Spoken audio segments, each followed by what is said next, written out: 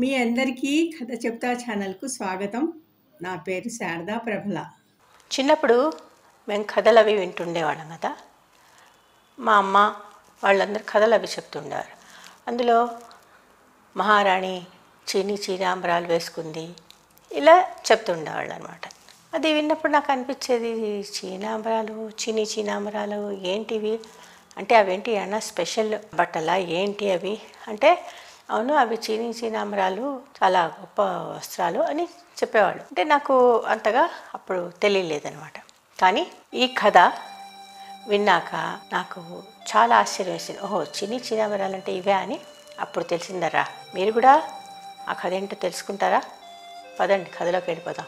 ఒక 3000 సంవత్సరాల క్రితం చైనా దేశంలో చైనా చక్రవర్తి ఒక అందమైన అమ్మాయిని వివాహం చేసుకున్నాడు. ఆ అమ్మాయి పేరు సీలింగ్ షీ. 14 ఏళ్ల పిల్ల, అంటే చాలా చిన్న పిల్ల అనమాట. చాలా అందంగా ఉండేది. అందుకని ఆయన వివాహం చేసుకున్నాడు. ఆ అమ్మాయిని వివాహం చేసుకున్నాక ఆయన మళ్ళీ తన రాజధానికి వచ్చేసాడు. ఆ అమ్మాయికి బోలెడంత సంపద కదా, రాజు చక్రవర్తి అంటే చాలా డబ్బు ఉంటుంది. ఆ అమ్మాయికి ఎలాంటి కొరత రాకుండా చూడడానికి అన్ని సదుపాయాలు ఉంటాయి. పాటలు పాడేవాళ్ళు, నాట్యాలు చేసేవాళ్ళు, తర్వాత సేవలు చేయడానికి వీళ్ళందరూ బోలెడంత మంది పరిచారికలు, కళాకారులు వీళ్ళందరూ వాళ్ళందరూ ఉన్నారు. కానీ సీలింగ్ షీ మటుకు ఎప్పుడు చాలా విచారంగా ఉంటుండేది. ఆమెకి ఎప్పుడు కళ్ళల్లో నీళ్ళు వస్తూ చాలా దుఃఖపడుతున్నట్టుగా ఉండేదన్నమాట.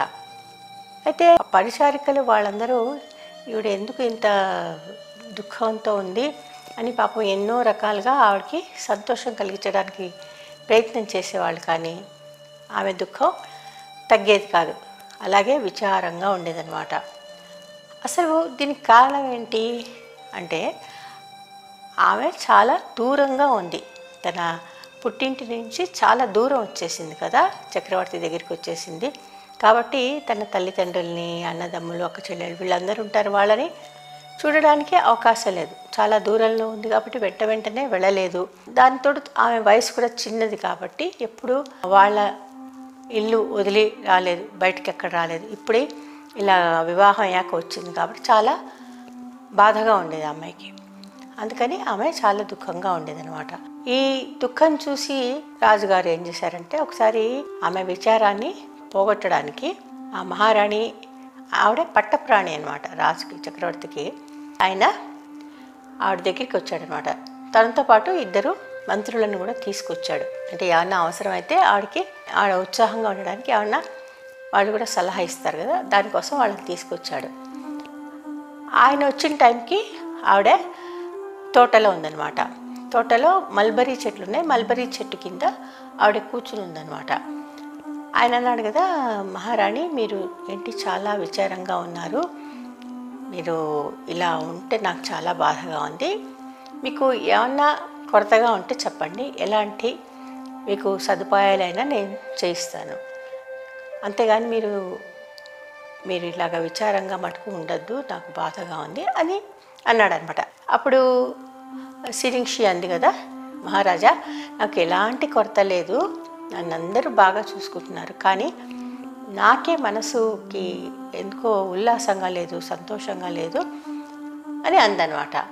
అయితే అప్పుడు ఆయనతో పాటు వచ్చిన మంత్రులతో ఆయన అన్నాడు కదా, మీరు ఈ మహారాణి ఈవిడ పట్టప్రాణి కూడా కదా, ఆవిడ సంతోషంగా ఉండడానికి ఏం చేస్తే బాగుంటుందో మంచి ఆలోచన చెప్పండి, ఆ ప్రకారంగా చేద్దాం అన్నాడనమాట. అనేసి ఆయన వాళ్ళని తీసుకుని వెళ్ళిపోయాడు. అయితే ఇంతలోనే ఏమైందంటే, వాళ్ళ పరిచారికలు మధ్యాహ్న సమయం అయింది. మామూలుగా మనం టీ తాగుతాం కదా, అప్పుడు వాళ్ళు తేనీరు అని తాగేవాళ్ళు. ఆ తేనీరు అన్ని గిన్నెల్లో తీసుకొచ్చిందనమాట. తీసుకొచ్చి ఆవిడ ముందర పెట్టింది. అక్కడ ఆచారం ఏంటంటే, మహారాణియే తనే స్వయంగా ఆ తేనీరన్నీ కలిపి అందరికీ గిన్నెల్లో ఇవ్వాలన్నమాట. అంటే అక్కడున్న పరిచారికలు, తర్వాత ఈ గాయకులు, నాట్యం చేసేవాళ్ళు అందరు ఉంటారు కదా చాలామంది, వాళ్ళందరికీ తనే స్వయంగా ఇవ్వడం అనేది అక్కడ సాంప్రదాయం. అందుకని ఆవిడ ఏం చేసిందంటే, ఆ తేనీరంతా కలిపి వాళ్ళందరికీ ఇచ్చి తను కూడా తాగాలి కాబట్టి తను గిన్నెలో అక్కడ పెట్టుకుంది, ఇంకా తాగలేదనమాట. ఈ లోపల ఏమైంది, పైనుంచి ఏదో ఒక పదార్థం ఆ తేనీరులో పడిపోయింది. అది తేనీరులో పడిపోయేటప్పటికి ఆ తేనీరు చింది ఈవిడ మంచి కాస్ట్లీ బట్టలు వేసుకుంటుంది కదా, ఆవిడ ఆ మహారాణి బట్టల మీద పడిపోయింది. పడిపోయేటప్పటికీ ఆ పరిచారకులు అయ్యో ఇదేంటి మీ వస్త్రాలన్నీ పాడైపోయాయని వాళ్ళు పరిగెత్తుకుంటూ వచ్చారు. వస్తే ఆవిడ అంది కదా, ముందర నా బట్టల గురించి కాదు మీరు విచారించాల్సింది, అసలు అందులో ఏం పడిందో ముందర చూడండి అని అందనమాట. అనేటప్పటికీ వాళ్ళు ఏం చేశారంటే ఆ తేనీరులోంచి ఒక పదార్థం తీశారు. ఇంతకీ ఏంటంటే అది ఒక దారపు ఉండలాగా ఉందన్నమాట. మనం దారం బాగా చుట్టేస్తే ఎలా ఉందో అలా ఉందన్నమాట, కాయ షేప్లో ఉందన్నమాట. అసలు సంగతి ఏంటంటే అవి పైన మల్బరీ చెట్టు ఉంది. మల్బరీ చెట్టు మీద పట్టు పురుగులు ఉంటాయి. ఆ పట్టు పురుగులు పెట్టే ఒక గుడ్డు అనమాట. అది ఇలా కాయలాగా ఉంది అనమాట. అది పడింది. వెంటనే ఏం చేశారంటే ఆ పరిచారికలు ఆ తేనీరులోంచి తీసి ఆ కాయ లాంటిది ఆవిడకి ఇచ్చారనమాట. ఇచ్చేటప్పుడు అది ఆయింది ఆ నీటిలో పడి వచ్చింది కదా, కొంచెం వేడిగా ఉంటుంది కదా తేనీరు అంటే, ఆ అందులో పడ్డం వల్ల ఏంటో అది విచ్చుకుంది అనమాట. ఇలా విచ్చుకుని ఆ కాయలోంచి దగదగలాడుతూ మెరుస్తున్న దారపోగులు లాంటివి రావడం ఈ మహారాణి గమనించిందనమాట.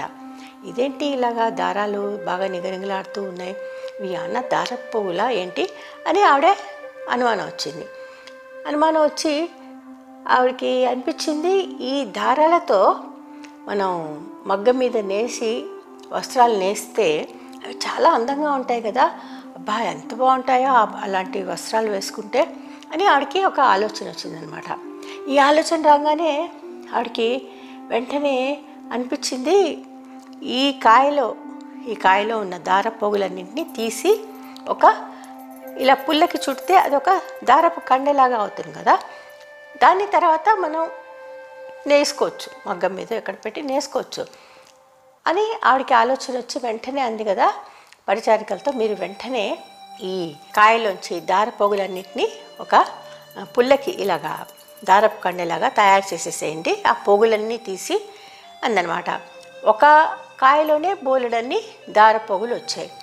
అయితే ఆవిడకి అనిపించింది, ఈ దారపోగులు ఒక వస్త్రం నేయడానికి సరిపోవు కదా, పెద్ద వస్త్రం నేయాలంటే ఇంకా ఎక్కువ ఉండాలి. కాబట్టి ఆవిడ అంది కదా, ఈ చెట్టు మీద ఉన్న మిగతా కాయల్ని కూడా మీరు తీసేసి తేనీరులో వేసేయండి, తీసి అవన్నీ మామూలు కండెల్లాగా దారపు కండెల్లాగా మీరు చుట్టేస్తే వాటిని మనం మగ్గం మీద ఎక్కించి వస్త్రంలాగా తయారు చేయొచ్చు అని చెప్పిందనమాట. చెప్పేటప్పటికీ అందరూ చాలా హడావిడిగా చాలా బిజీ అయిపోయారు. సడన్గా ఆ మహారాణి విచారంగా అలాగా కూర్చునేది, ఆవిడ కూడా చాలా హుషారుగా వీళ్ళతో పాటు ఇవన్నీ ఇవి అని ఆజ్ఞాపిస్తూ ఇలా చేయండి అలా చేయండి అని చెప్తుంది. వాళ్ళు కూడా చాలా హడావిడిగా అందరికీ సడన్గా పెద్ద పని వచ్చేసింది అనమాట. ఈ దారపోగుల్ని కండెలుగా తయారు చేసే పెద్ద పని వచ్చేసింది అనమాట. చేసేటప్పటికి అవన్నీ చాలా కండెలు తయారైపోయాయి సాయంకాలం. అప్పుడు ఆవిడ వడ్రంగుల్ని పిలిచింది, కార్పెంటర్స్ని పిలిచి, మీరు ఈ సన్నటి దారపోగుల్లాగా ఉన్నాయి కదా, ఇవి నేయడానికి ఒక మగ్గం తయారు చేయండి, రేపు పొద్దున కల్లా ఆ మగ్గం నా గదిలో ఉండాలి అని ఆవిడ ఆజ్ఞాపించింది అనమాట. వెంటనే వాళ్ళు ఆవిడ చెప్పిన ఆజ్ఞ చేయడానికి వెళ్ళిపోయారు. మన్నాడు ఏం చేశాడు, చక్రవర్తి వచ్చాడనమాట. చక్రవర్తి వచ్చి మంత్రులతో అన్నాడు కదా, మీరు మహారాణి సంతోషంగా ఉండడానికి మీరు ఏమైనా ఆలోచన చేశారా అని అడిగాడు అనమాట. వాళ్ళు అన్నారు కదా, ఒకళ్ళు అన్నారు, ఆ మంత్రుల్లో ఒక ఆయన అన్నాడు, అన్న నెమళ్ళు అవి తెప్పిస్తే అవి డ్యాన్స్ చేస్తూ ఉంటాయి, నాట్యం చేస్తూ ఉంటాయి కదా, అవి చూసి ఆవిడ సంతోషిస్తుందేమో అని ఒక ఆయన అన్నాడు. ఒక ఆయనేమో ఏమన్నా ఈత కొలను అంటే ఇలా తామర పూలు అవన్నీ వేసి ఒక కొలంలాగా పెడితే అందులో ఆవిడ ఈత కొడుతూ చలికత్తెలతో అప్పుడు సంతోషంగా ఉంటుందేమో, ఇలా ఏవో ఆలోచనలు చెప్పారు. చక్రవర్తికి అవి నచ్చలేదు, ఇవేమీ సరిగ్గా లేవు అని అనుకుని ఆయన ఏం చేశారంటే మహారాణిని పిలుద్దామని పరిచారికని పిలిచి ఆవిడని పిలుచురండి, మహారాణికి ఇక్కడ రమ్మని చెప్పండి అని అన్నాడు అనమాట. అంటే ఆ అమ్మాయి ఇచ్చింది కదా పరిచారిక, మహారాజా ఇప్పటి వరకు మహారాణి బయటికి రాలేదు, లోపలే ఉన్నారు గదిలోనే. రాజుకి భయం వేసింది, అయ్యో అసలే ఆవిడ ఆరోగ్యం ఎలా ఉందో అనేసి భయపడుతున్నాను, ఇంకా ఇంతసేపు ఇంత లేటుగా ఆవిడ బయటికి రాకుండా ఉండదే అనేసి ఆయనకి భయం వేసి ఆయనే గవగవ ఆవిడ గదిలోకి వెళ్ళారనమాట. వెళ్ళేటప్పటికీ చాలా విచారంగా కూర్చుని ఉంటుందేమో అనుకున్న మహారాణి చాలా ఉత్సాహంగా ఒక మగ్గం దగ్గర ఏదో తయారు చేస్తూ కనిపించింది అనమాట. ఆశ్చర్యం వేసింది రాజుకి. దగ్గరికి వెళ్ళి చూస్తే ఆవిడ చక్కగా దగదగలాడే మంచి దార పోగులతో ఒక వస్త్రాన్ని నేస్తోంది. ఆవిడ మహారాజు రాగానే ఆవిడ అంది కదా, మహారాజా, నేను ఇన్ని రోజులు మీకు బాధ కలిగించాను, నా దుఃఖంతో మీరు కూడా బాధపడ్డారు, అందుకు పరిష్కారంగా నేను మీకు ఒక వస్త్రాన్ని, మంచి వస్త్రాన్ని తయారు చేసి ఇవ్వాలని తయారు చేస్తున్నాను. ఇది ఒక పెద్ద దేవతా వస్త్రం. ఇది చాలా ఇలాంటి వస్త్రం ప్రపంచంలో ఎక్కడ ఉన్నట్టుగా నేను వినలేదు. కాబట్టి ఇది చాలా అరుదైన వస్త్రం అన్నమాట. స్పెషల్ దారపోగులతో చేసింది. కాబట్టి ఇది మీకు బహుమతిగా ఇవ్వాలనుకుంటున్నాను, మీరు కోపడరు కదా అందనమాట. అయ్యో, అలా అంటారేంటి మహారాణి, మీరు ఇంత కష్టపడి నా కోసం ఇంత చక్కటి విలువైన బహుమతి ఇస్తుంటుంటే నేను ఎలాగా కోపడతాను? నాకు చాలా సంతోషం, నాకు మీ విచారం పోయింది, నాకు అది ముఖ్యం, మీ విచారం తగ్గడానికి నేను అర్ధరాజ్యం కూడా ఇస్తానని అన్నాను. కానీ మీరు విచారం మానేసి ఇంత చక్కగా మంచి పని చేశారు, అది నాకు చాలా, ఇంకేం అక్కర్లేదు అని అన్నాడనమాట. అని చాలా సంతోషించాడు ఆయన. అప్పుడు శిలింక్షి అంది కదా, మహారాజా, నాకు ఒకటే కోరిక, నాకు ఒక 1000 మల్బరీ చెట్లతో ఒక తోట వేయించండి చాలు, నాకు అంతకంటే ఏం అక్కర్లేదు. అలాగా మంచి అక్కడి నుంచి మల్బరీ చెట్ల నుంచి పట్టు పురుగులు వదిలే దారాలతో మంచి వస్త్రాలు చేయడానికి అవకాశం ఉంటుంది అని చెప్పింది అనమాట. మహారాజు అన్నారు కదా, తప్పకుండా నేను నీ కోరిక నెరవేరుస్తాను, చాలా సంతోషం, నువ్వు సంతోషంగా ఉండడమే నాకు కావాలి, కాబట్టి నేను ఆ పని చేస్తానని ఆయన ఆవిడ చెప్పినట్టుగా చేశాడనమాట. అలాగా ప్రపంచంలో మొట్టమొదటి పట్టు వస్త్రాలు నేసిన ఘనత శిలింక్షికి వచ్చిందనమాట. ఎందుకంటే అంతకుముందు ఎవరు ఈ పట్టు వస్త్రాలు చేయలేదు. ఇప్పటికి కూడా చైనా భాషలో సి అంటే పట్టు. ఆమె తర్వాత చైనా దేశంలో తర్వాత వచ్చిన మహారాణులు అందరూ ఏం చేశారంటే ఆవిడ సాంప్రదాయాన్ని అనుసరిస్తూ వచ్చారు. ఏంటి, ప్రతి సంవత్సరం ఒక రోజు పట్టు పురుగులకి ఆహారం వేయడం అనమాట. అలా చేస్తూ వచ్చారనమాట. ఆ తర్వాత చైనా నుంచి ఈ పట్టు వస్త్రాల రహస్యం వేరే దేశాలకు కూడా పాకింది. వేరే దేశాల్లో కూడా పట్టు వస్త్రాలు నేయడం మొదలుపెట్టారు. కానీ చైనా దేశంలో నేసినటువంటి పట్టు వస్త్రాలకు ఉన్న గొప్పతనం అది చాలా డిఫరెంట్గానే ఉందన్నమాట. అంటే వేరే దేశాల్లో తయారు చేసినా కూడా దీనికి చాలా మంచి పేరు వచ్చిందనమాట.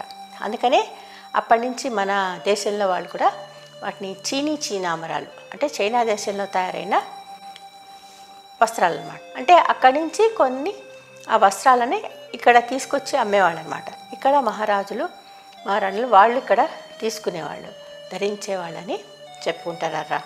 అది చీనాంబరాల కథ. బాగుందా?